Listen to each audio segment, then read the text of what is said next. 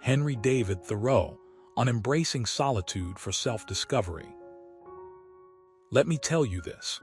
Have you ever found yourself feeling lost, disconnected, or overwhelmed by the noise of modern life? Perhaps you felt like you're living someone else's dream rather than your own. Henry David Thoreau, a man who lived his life deeply in nature and solitude, offers profound wisdom on how embracing these quiet times can lead to self-discovery and fulfillment. Here's a captivating exploration into Thoreau's philosophy on solitude, drawing from his own experiences and lessons that resonate powerfully today. You might be wondering, how does one find their way back to themselves amidst the chaos of daily life? Thoreau's journey to Walden Pond was not merely a retreat from society, but a profound quest for understanding oneself.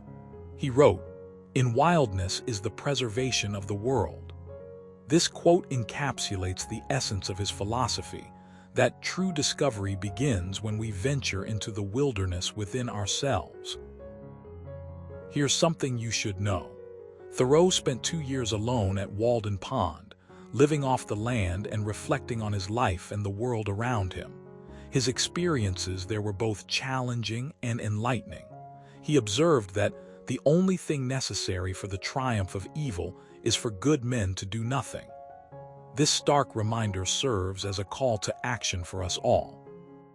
It's easy to let societal pressures dictate our lives, but Thoreau's example shows us that taking time to introspect and act upon what truly matters can make a significant difference. In his essay, Walking, Thoreau writes about the transformative power of walking alone. He suggests that walking is not just a form of exercise, but a method for deepening one's connection to nature and oneself. Let me tell you this.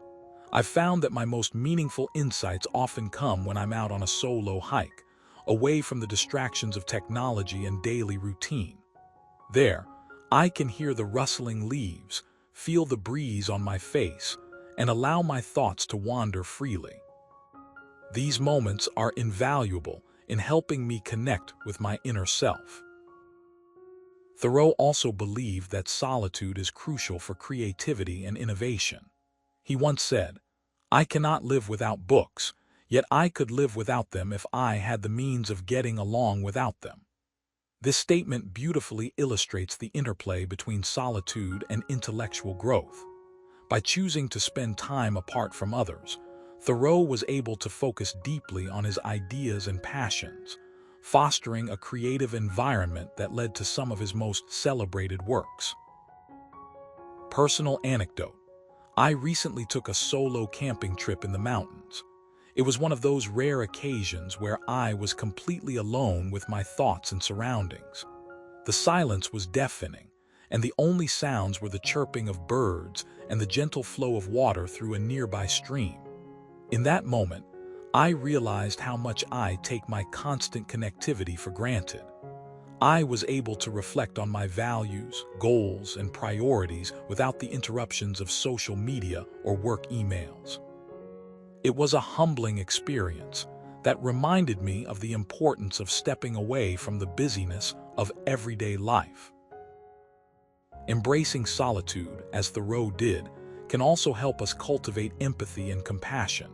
He wrote, "The best remedy for anger is delay." This advice applies not only to dealing with others' frustrations, but also to our own emotions. When we take the time to observe our feelings and respond mindfully, we can better understand and empathize with others. Personally, I've noticed that spending time in solitude has improved my ability to listen actively and respond thoughtfully to those around me. Another key lesson from Thoreau's philosophy is the importance of living in harmony with nature. He believed that true freedom lies in aligning oneself with the natural rhythms of the world. For instance, he noted, "We shall be happier if we learn to take as little as possible of the Earth's surface for our own use." This mindset encourages us to practice minimalism and respect the environment. Reflecting on this, I've started incorporating more sustainable practices into my daily life, such as reducing plastic waste and conserving energy. These small changes have made a significant impact on my sense of well-being and connectedness to the planet. Thoreau's writings also emphasize the value of solitude in spiritual growth.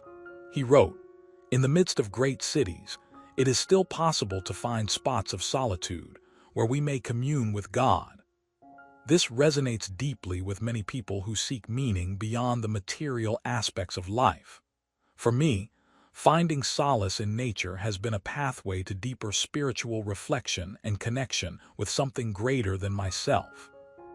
Whether it's a quiet walk in a forest or sitting by a lake, these moments remind me of my place in the universe and inspire a sense of awe and wonder. Let me tell you this. Thoreau's philosophy on solitude is not just applicable to the wilderness, but to every aspect of life. We can find pockets of solitude even in the busiest of urban environments. By practicing mindfulness and intentionality, we can create moments of peace and clarity amidst the chaos.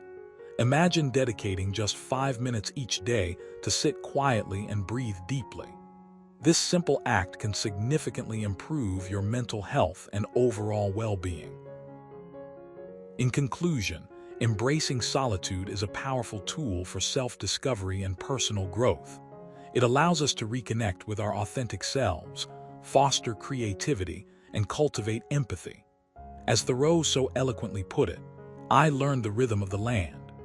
By listening to the earth and following its guidance, we can rediscover our purpose and live more fulfilling lives. So, the next time you feel lost or overwhelmed, consider taking a step back into the quiet corners of your own soul. You never know what profound insights and transformations await you in the stillness.